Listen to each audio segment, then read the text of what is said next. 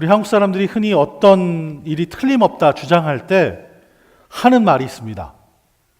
많이 들어보셨을 거예요. 이것 아니면 내 손에 장을 지진다. 다 들어보셨죠? 예. 이게 틀리면 내가 성을 간다. 이런 얘기도 들어보셨죠? 예. 근데 장은 어떻게 지지는 건가요? 전 장 지지는 거 한 번도 못 봐갖고 어떻게 지지는지 잘 모르겠습니다. 또 성을 어떻게 바꿀지도 잘 모르겠어요. 예. 자기 말이 틀렸어도 손에 장을 지지는 사람을 저는 한 번도 본 적이 없고, 자기 말이 틀렸어도 성을 바꾼 사람 저는 한 번도 본 적이 없습니다. 말을 했으면 그 말에 책임을 져야 하는데 사람들의 말이 참 책임이 없습니다. 너무 책임 없는 말을 많이 하는 것 같아요. 말을 뱉어놨는데 그 안에 책임이 없다 보니 말에 무게감도 없고 말에 진실이 있을 거라 생각하지도 않습니다. 이런 얘기를 하는 저는 저 자신부터 돌아보게 됩니다. 말을 그렇게 책임 없이 하고 한 말에 대해서 책임을 지지 않으니 많은 문제들이 생겨납니다. 요즘 말을 바꾸는 경우가 얼마나 많이 있습니까?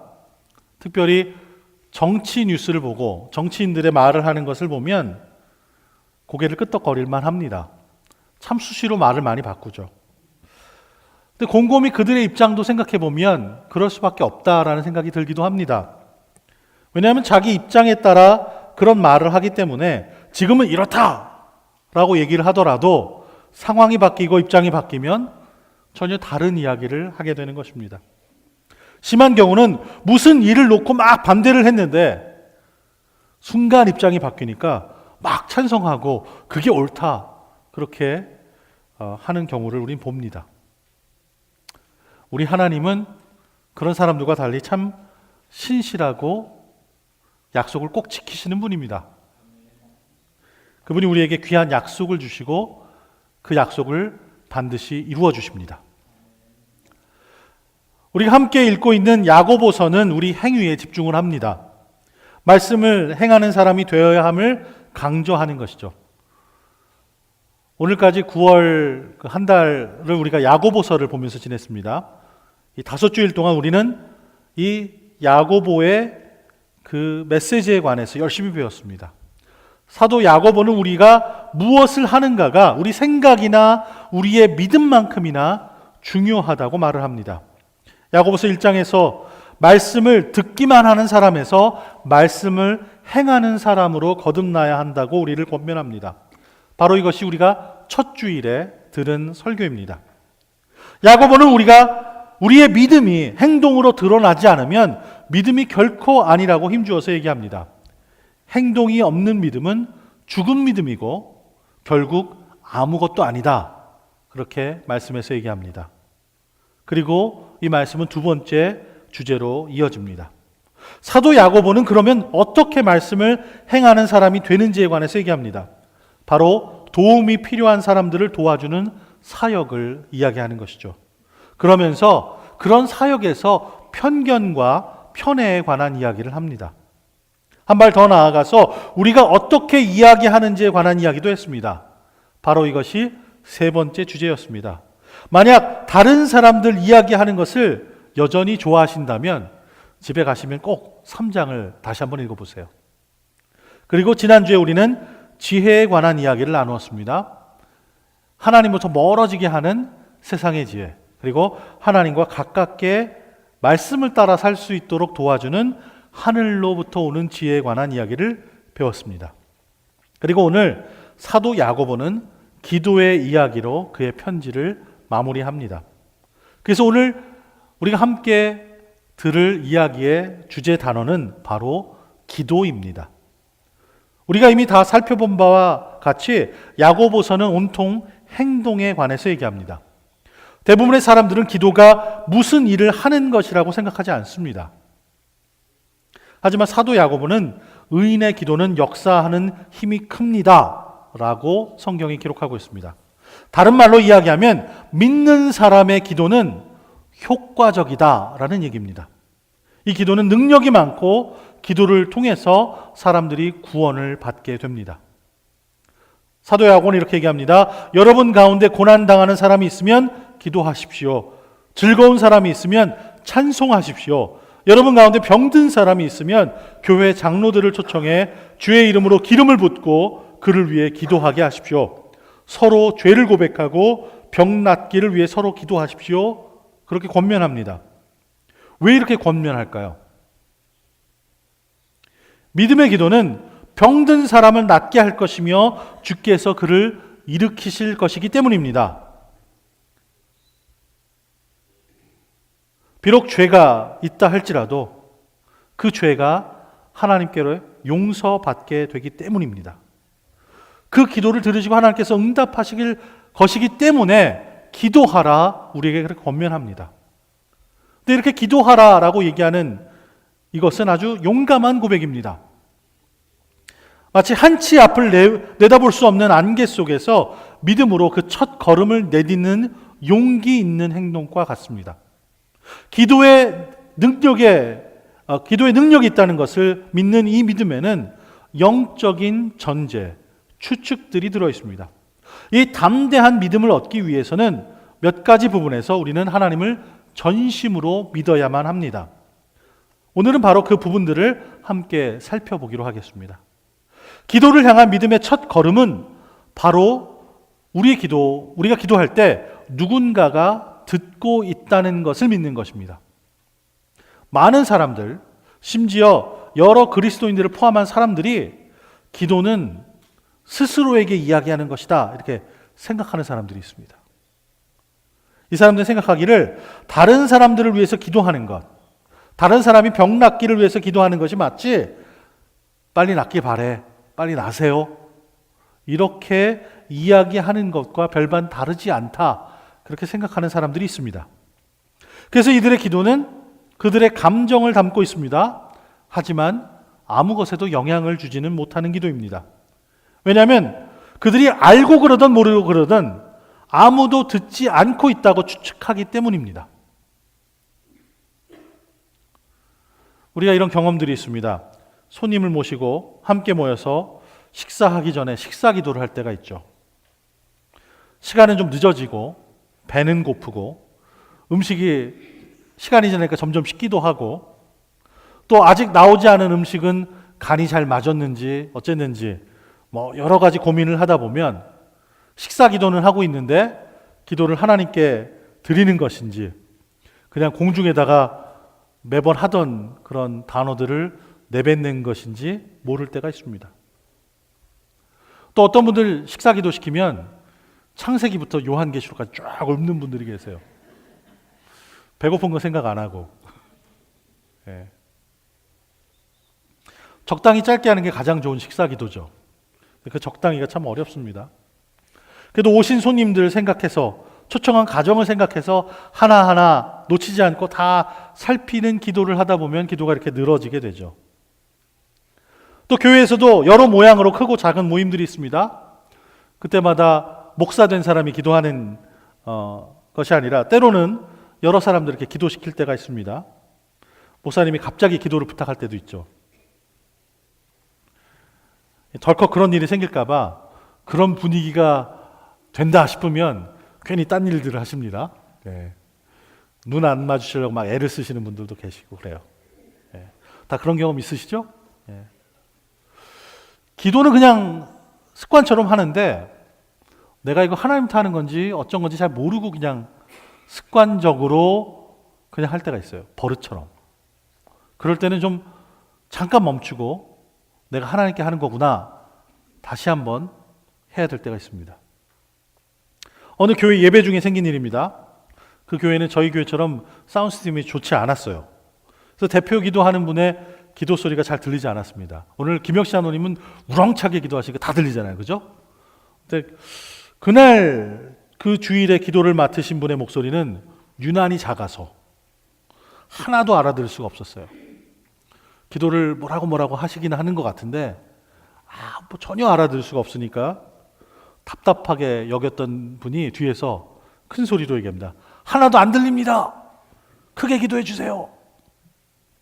그래도 기도하는 분은 작은 목소리를 하나도 높이지 않고 계속 작은 소리로 기도를 이어갑니다. 그랬더니 또 더 답답한 분이 큰 목소리로 그거 하나도 안 들린다니까요. 목소리를 좀 크게 하세요. 소리 질렀습니다. 그랬더니 기도하는 분이 멈추고 소리를 집니다. 내가 당신들한테 하는 거 아니잖아요. 나는 하나님한테 기도하고 있습니다.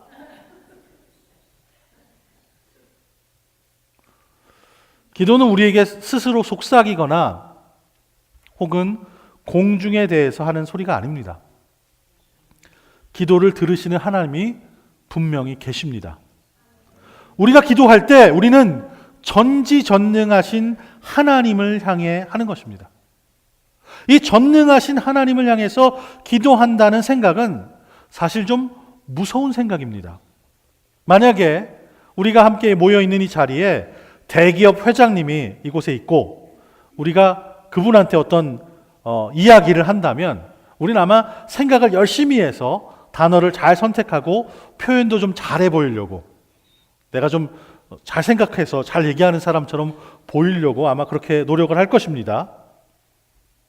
또 만약에 대통령 같이 아주 높고 영향력이 많은 사람과 이야기를 한다면 우리는 심사숙고해서 할 말과 못할 말을 잘 가리고 그것들을 잘 곱씹어서 조심히 얘기할 겁니다. 그런데 우리 하나님은 그런 사람들보다 훨씬 더 높으시고 더 위대하신 분입니다. 그런 분에게 이야기하는 것이 바로 기도입니다. 그런데요, 이 전능하신 하나님은 우리가 우리 자신을 아는 것보다 우리에 대해서 더 잘 알고 계십니다. 그 하나님께서 우리를 사랑하시고 우리의 기도를 들어주십니다. 바로 이것이 기도를 향한 믿음의 두 번째 걸음으로 우리를 인도합니다. 두 번째 걸음은 바로 하나님께서 우리를 돌보신다는 것입니다. 만약 우리가 대기업 총수나 대통령에게 우리 걱정거리, 우리 일상의 이야기들을 막 한다고 하면 듣기는 하겠죠. 듣기는 하겠죠. 얘기하니까 들을 거예요. 근데 관심이 있을까요? 그 얘기를 들으면 나 뭐 이 사람한테 뭘 해줘야겠다 이런 생각이 들까요? 우리가 일상의 얘기들을 막 하면 듣긴 하겠지만 자신들이 가지고 있는 책임의 무게와 우리 작은 걱정거리 그것도 비교해 보면 아마 신경 쓸 겨를이 없을 것입니다. 자기 자신 일처럼 나서서 우리를 돌보고 우리에게 마음을 쓰는 일은 아마 없을 것입니다. 여러분들 모르시겠지만 저는 하루에도 수많은 일들에 대해서 기도합니다. 작고 하찮은 것부터 크고 중대한 일까지 많은 일들을 위해서 기도를 하죠. 여러분 아시다시피 이렇게 기도 폴더가 있습니다. 새벽마다 제가 놓고 하는. 여기 보면 제가 처음에 여러분들 신방했을 때 받아놓은 기도 제목들이 있죠. 그리고 올 초에 신년 기도 제목으로 이렇게 내신 것들 있습니다. 이것 말고도 여러분들이 매주 저 잠깐 붙잡고서 이것 위에 기도해 주세요. 저것 위에 기도해 주세요. 하실 때마다 이렇게 제가 적어놓고 기도를 합니다. 그런 것들이 대기업 총수나 대통령에게 어떤 의미가 있을까요? 아마 그들은 상관하지도 않을 겁니다. 그런데 우리 하나님께서는 이것들을 다 큰 일처럼 여기십니다. 저는 하나님께서 그런 큰 관심으로 우리의 기도를 들으신다고 분명히 믿습니다. 하나님께서 우리를 너무나도 사랑하시기 때문에 우리의 일상에 대한 걱정과 근심을 다 들어주시고 우리를 돌봐주십니다. 저는 저희 아이들을 참 사랑합니다. 저는 제 아이들이 뭘 하고 무슨 생각을 하고 무엇을 보고 무엇을 좋아하는지 알기 위해서 시간이 날 때마다 아이들하고 함께 시간을 보내면서 이야기를 들으려고 애를 씁니다. 애들이 오락을 하고 있으면 게임을 하고 있으면 괜히 옆에 가서 앉아서 보고 있어요. TV 애들 나이대에 맞는 거 보고 있어도 저는 재미없어도 괜히 앉아서 함께 보려고 해요. 그걸 통해서 무슨 생각을 하고 뭘 좋아하는지 좀 알아보려고 합니다. 하지만 제가 인정해야 할 것은 제가 그렇게 아이들을 사랑하고 관심을 가져도 걔네들 머리에 머리카락이 얼마나 있는지 저는 전혀 알 길이 없습니다. 그것을 셀 엄두도 나지 않고 그만큼 시간을 들여서 살펴보지도 못했습니다. 하지만 성경에는 어떻게 기록되어 있냐면 우리 하나님께서 다 아신다고 기록이 되어 있습니다. 우리의 머리에 머리카락이 얼마나 많은지 하나님은 다 아십니다. 저는 그런 하나님을 너무나도 사랑해서 그 일을 조금이라도 좀 쉽게 해드리려고 열심히 노력하고 있잖아요. 그죠? 예. 하나님께서는 제 아들들을 제가 사랑할 수 있는 것보다, 제가 사랑하는 것보다 더 사랑해 주십니다. 하나님이 우리를 돌보시는 것에 대한 증거가 이것으로도 만약에 부족하다고 여기신다면 하나님의 사랑의 증거로 예수 그리스도를 한번 바라보시기 바랍니다. 성경에 이렇게 기록됐습니다. 우리가 아직 죄인 되었을 때 예수 그리스도께서 우리를 위해 죽으셨습니다. 예수님은 바르게 살려고 헌신한 사람들만을 위해서가 아니라 하나님으로부터 멀리 떠나서 여전히 죄 짓는 것을 즐겨하는 자들을 위해서도 그분의 생명을 기꺼이 주셨습니다. 예수님께서 우리를 위해서 죽기까지 우리를 아끼셨다면 우리가 기도할 때 귀를 기울여 들으시는 것은 너무나도 당연한 일입니다. 기도를 향한 믿음의 세 번째 걸음은 하나님께서 우리의 기도를 들으시면 반드시 무엇인가를 하신다는 것입니다. 많은 사람들이 하나님께서는 저 높은 천국에 앉아서 만드신 이 세상을 내려다보시며 우리의 삶을 멀리서 살피시지 이곳에 직접 내려오셔서 관여하신다 그렇게 생각하지 않습니다. 그래서 그들의 생각에는 우리가 살고 있는 이 세계가, 이 우주가 하나님께서 잘 디자인해서 계획하시고 만드신 큰 기계 같다 이렇게 생각을 합니다.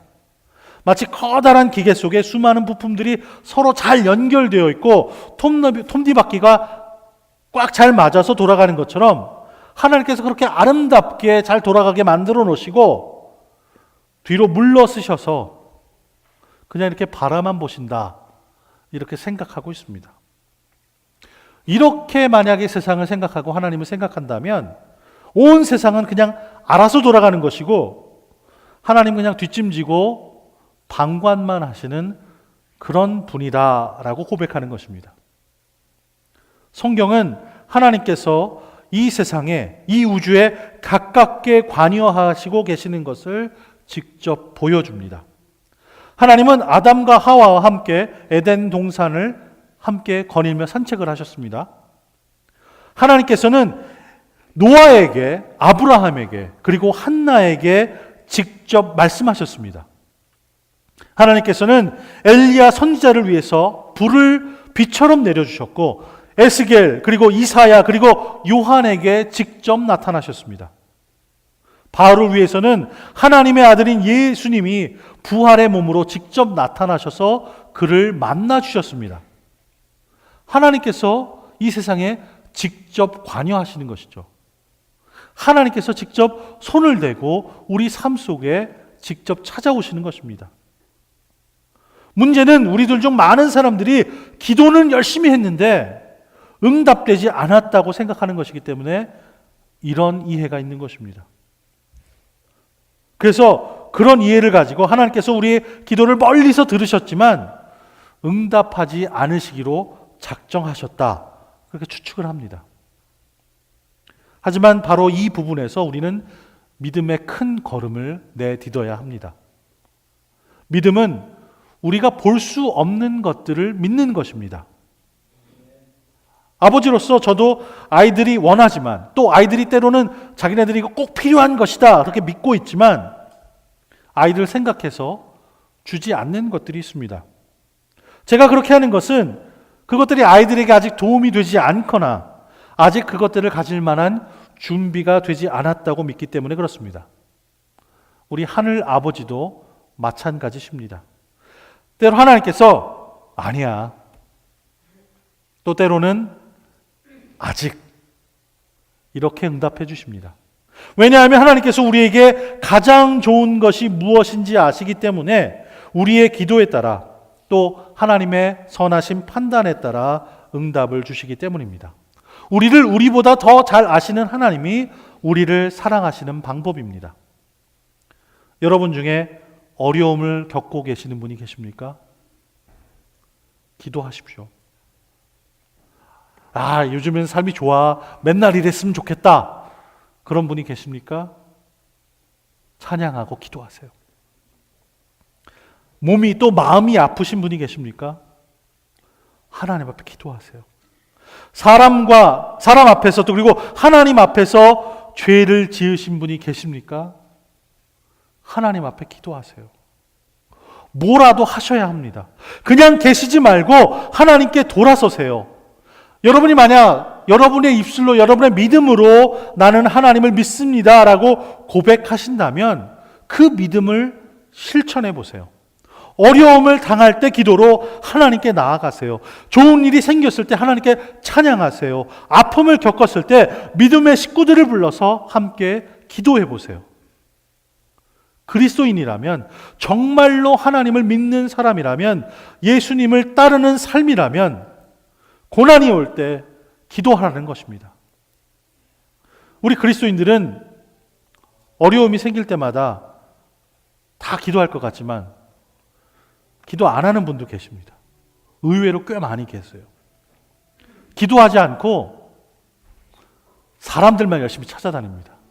도와줄 사람들, 생각을 좀 나눠줄 사람들, 이런 사람들만 열심히 찾아다녀요.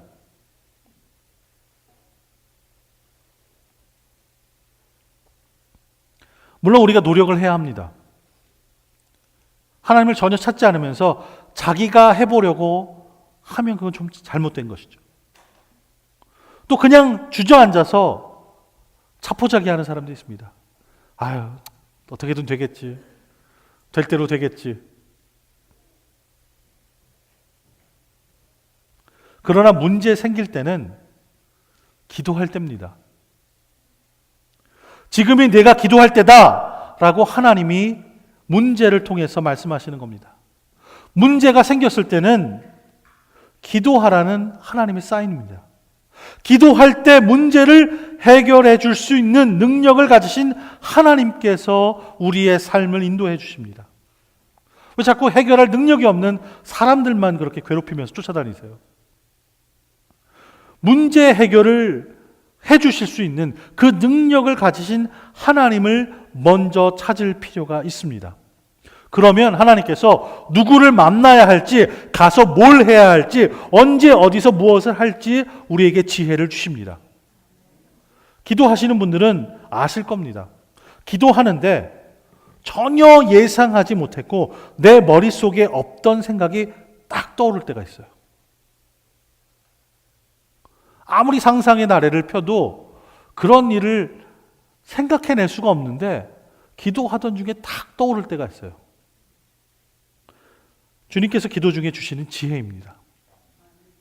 그렇게 문제 해결을 위한 지혜도 주시고 문제 뒤에 숨은 하나님의 손길을 보여주시면서 우리에게 소망을 주십니다. 기도하고 나면요, 참 신기한 게 있어요. 마음을 무겁게 하고 진두르는 일이 일어날 때가 있는데, 그러면 새벽에 나와도 무거운 마음으로 무릎을 꿇고 주님, 이거 어떻게 합니까? 그렇게 기도할 때가 있어요. 그렇게 기도하고 나면 문제가 해결이 된 것 아닌데, 무슨 일이 일어난 것도 아닌데, 그 기도가 끝나고 나면, 이 재단을 떠날 시간쯤이 되면 마음이 굉장히 가벼워집니다. 하나님 앞에 이게 뭐가 문제인가? 전능하신 하나님이 나랑 함께 계시는데 하나님이 알아서 처리해 주실 것이다 라는 믿음이 생기고 분명히 잘 될 것이라는 소망이 생깁니다. 참 놀라운 일이죠. 성령님께서 내 관점을, 내 마음을 바꿔주십니다. 기도를 하니까 상황은 하나도 바뀌지 않았는데 내 마음이 바뀌고 내 관점이 바뀝니다. 기도하기 전에는 문제가 엄청나게 커 보였는데 기도하고 나니까 그 문제보다 훨씬 크신 하나님이 보이기 시작하는 겁니다.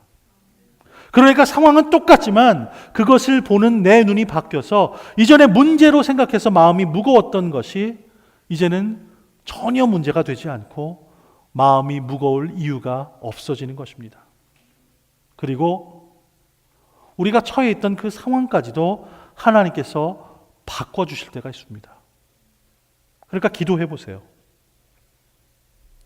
그런데 그렇게 기도하다가 문제가 잘 해결되고 일이 잘 풀리면 더 이상 기도하지 않는 분들도 많이 있습니다. 그러나 기도는 문제가 생겼을 때만 하는 것이 아니라 일이 잘 될 때에도 하는 것입니다. 그런 분들이 계세요. 제가 이거 갖고 힘들면 막 씨름하고 할 때는 하나님 앞에 정말 열심히 나왔는데, 그때는 금식도 기도도 하고 철야 기도도 하고 새벽 기도도 했는데 요즘엔 그런 열정이 없어요. 어떻게 하면 열정이 다시 생길까요? 하나님 앞에 큰 문제를 달라고 기도를 할까요? 그러면 안 되잖아요. 그죠? 기도는 평소에 하는 겁니다. 평소에 훈련을 잘 쌓아야 돼요. 군인들도 평소에 훈련하잖아요. 평화시에 훈련하잖아요. 그걸 잘 해놔야 전쟁 때 잘 써먹는 거예요. 기도가 호흡이라고 하잖아요.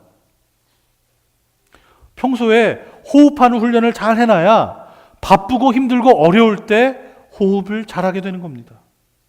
기도가 하나님과 교제라고 얘기하잖아요. 기도가 멈추면 하나님과 교제가 딱 끊어집니다. 그러니 약해지죠. 하나님과 연결되어 있지 않은데 하나님의 뜻을 어떻게 알고 하나님께서 공급하시는 힘을 어떻게 받겠습니까? 하나님께 찬송하는 기도, 감사하는 기도를 멈추지 말아야 합니다. 믿음으로 기도한다는 것은 기대를 갖고 기도한다는 것입니다. 하나님께서 역사하실 것을 기대하며 기도하는 것입니다. 기도할 때 언제 어떤 방식으로 기도의 응답이 오는가 하는 것은 내가 정하는 것이 아니라 하나님께서 정하시는 거죠. 우린 때로 하나님 이 일을 요렇게 요때 요렇게 답을 주세요. 그렇게만 바라요. 근데 하나님은 그것보다 더 크게 보시면서 더 좋은 방법이 있는데 우리가 쪼잔하게 요만한 거 갖고 기도를 해요. 그렇게 기도를 해요. 하나님께서 역사하시는 것을 기대하며 하나님께 맡기고 하나님께서 가장 좋은 것을 주실 줄로 믿고 기도하는 것이 바로 믿음의 기도입니다. 나는 기도하지만 내가 기도했을 때 그 결과는 하나님께서 책임지고 인도하신다는 것을 기대하며 기도하는 것이 바로 믿음의 기도입니다. 분명한 사실은 우리의 기도는 결코 땅에 떨어지지 않습니다. 공중에 흩어지지 않습니다. 우리가 기도할 때 하나님께서 분명히 들으십니다. 제가 참 좋아하는 말이 있습니다. 우리가 일하면 우리가 일을 하는 거지만 우리가 기도하면 하나님께서 일하신다라는 말입니다. 우리 신앙생활에서 가장 중요한 역할을 하는 신체기관이 여러분은 뭐라고 생각하세요? 우리 몸에서 가장 중요한 신체기관, 믿음을 위한 신체기관. 말씀을 듣는 귀입니까? 성경을 보는 눈입니까? 아니면 봉사하는 손입니까? 사람들은 보통 하나님의 말씀을 받아들이는 것, 귀나 눈이 가장 중요한 것이다, 그럴 것이다 이렇게 믿습니다. 귀를 통해 듣거나 눈을 통해 읽음으로 하나님의 말씀을 받아들이는 거죠. 그런데 우리 교회의 역사를 만들고 시작한 초대 랍비들은 성경을 읽는 것을 나타내는데 몸의 다른 부분을 사용했다고 얘기합니다. 하나님의 말씀을 받아들이는 최고의 신체 부위는 귀나 눈이 아니라 바로 발이라고 그들은 얘기합니다. 우리는 귀나 눈이 아닌 발을 통해서 하나님의 말씀을 배운다는 그런 가르침이죠. 귀와 눈을 통해서 배운 말씀을 발을 통해 실천하는 것이 말씀을 받아들인 삶의 모습이라는 것입니다.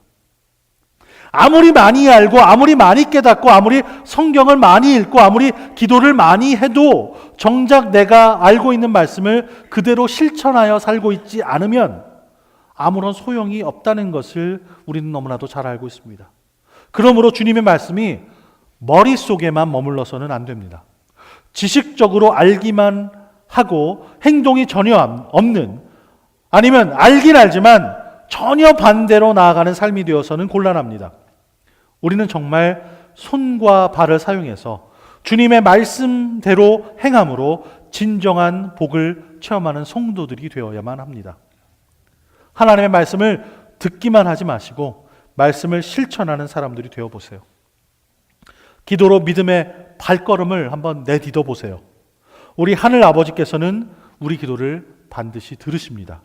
그리고 전능하신 하나님께서 우리가 기도할 때 반드시 응답하십니다. 기도하시겠습니다.